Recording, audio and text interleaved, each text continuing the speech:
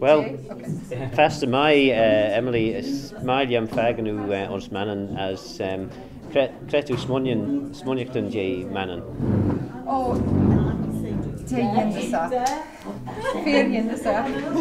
Fivai. As Yindasak and Gilg Eds to us and Ninzaga Gilg Fivai.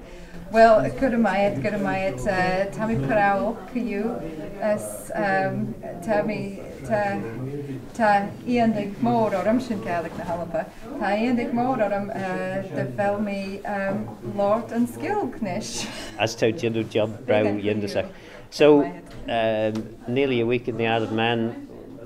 What sort of impressions have you got of the island? Oh goodness, all good. It's just been wonderful to be here.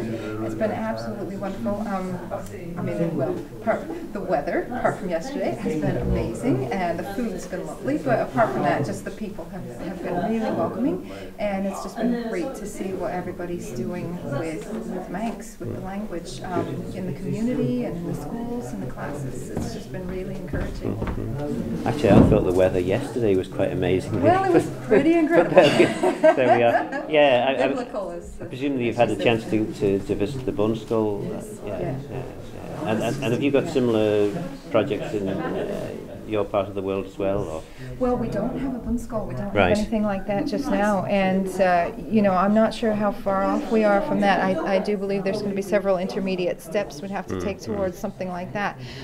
So it's just wonderful to see how it works out in practice. And the fact that a dedicated group can keep it going, and that even though, despite there being challenges, you can still keep something like that going and keep it going strong and just keep making it better year after year. Yeah. But you do have preschool we don't actually. No. Right. Over the years, there's been different people who have done them for a year or more at a time.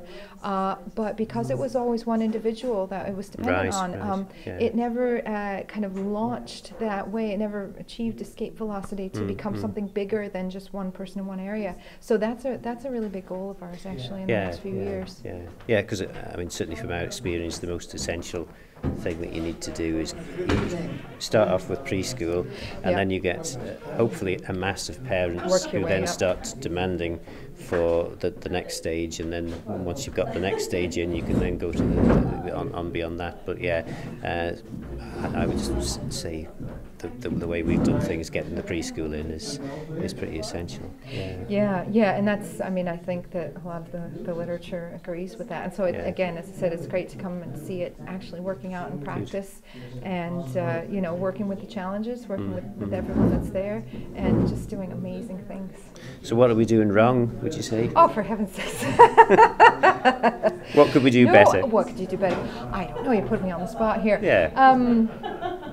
Goodness, it's that's the challenge with language revitalization. I think that there is no playbook.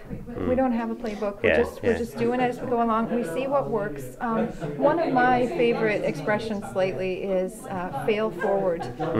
Scott Adams, the author of the Dilbert cartoon, is very popular in North America, and it's a cartoon about the absurdities of business and office life. But he gave a graduation speech, and he advised the students. One of his pieces of advice was fail forward, right? If you fail, so what? You take what you learned from that and you apply it to the next thing, and you move forward with it. So I just think that's a good philosophy to have. It's a remarkably good philosophy, and not just for the structures that you need to put in place, but also for learning language. Absolutely. I haven't been teaching language for quite some years now, but when I was teaching Manx, I was always telling people don't wait until you can construct perfect sentences before you speak.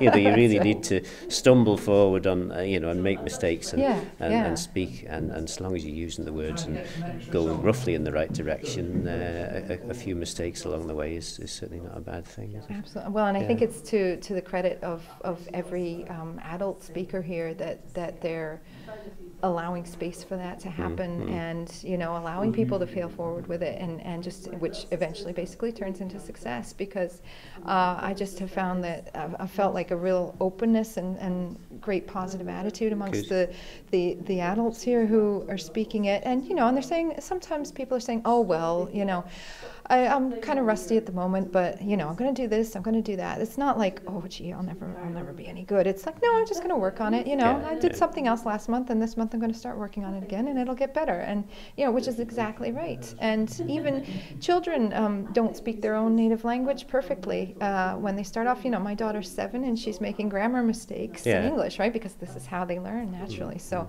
I think that the fact that there's space for that here is just a really special thing, and I think it's one of the most inspiring things. Yeah, it'll certainly be a sad day, I think, if we start getting too hung up about purist grammatical constructions and all that kind of thing. You know, it really is important that we remember that language is about communication, and it's changing all the measure that I always use is that if you're an English speaker and you don't speak any Gaelic, and someone is speaking in a terribly poorly constructed form of Gaelic, the English speaker won't be able to understand what they're saying, but a Manx speaker will be. So they must be speaking Manx, and I think I'm not suggesting that we should all speak appallingly bad Manx, but there is we shouldn't be waiting for the perfect sentence construction. Well, if you wait for perfect, that'll never come. So you just keep moving forward. And I mean, languages change. Every language changes, and so there's languages changing all the time. English is changing, and there's no reason why English should be able to change and other languages should have to stay exactly as they were 100 years ago either. And so that's I think that's another thing to keep in mind, particularly for the Celtic languages. Some people want to try to put it in a box and keep it as it was, but every language changes. And if it's changing, that's a good thing, because that means it's in use. No, and I think it's great that we're starting to see Manx being used extensively on social media as well, and it's fantastic. That's the sort of thing we need to be doing with the language, and playing around with it and making it fit modern circumstances. Absolutely. I can't wait to get home, get on my Facebook profile, and join all the Manx groups and join in the conversation. Brilliant stuff. I got to work on my writing and reading. Well, I hope you can wait to get home. But I know what you mean. But anyway, it's been great to have you over in the Isle of Man. I'm sorry I feel a bit of a fraud, really, because I haven't been out to the Cooish that much this week, because I've been doing all sorts of other things. But it's great to see you here. I'm sorry I missed the Ned Madrill lecture, but I'm sure it's recorded, and I will have a listen. Catch the recording from Adrian, and Gurmayet Gemor, Gurmayet Morin. Gurmai Mored. Gurmai Mored.